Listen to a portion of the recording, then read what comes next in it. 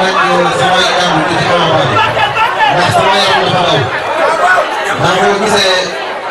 Abdou Mbaye nga xam ne ay doom la pérénier nga gis ne El Hadj Diouf nga xam ne doom la nga gis ne Bamba Dieng nga xam ne doom la nga gis ne Dieng nga xam ne doom la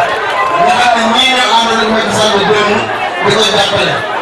nga gis Khalifa Sall mi nga xam ne dafay jàppale Macky Sall rek ci ko am bu nekk ba Macky Sall fàllu kon tey bu mën a xewul nii ko Macky Sall du góor ndax am na loo xam ne boo dee góor da nga koy jëm wala da nga ko bay kon tey jii Sénégal bépp seetlu nañu ne Macky Sall du góor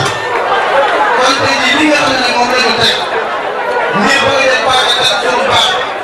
bëgg a def teg dañuy awale suñu kanam loolu duñu ko nangu gis nga lii nii ñun ñoo ko mën a fajal suñu bopp conférence de presse foñu ko wala réunion foñu ko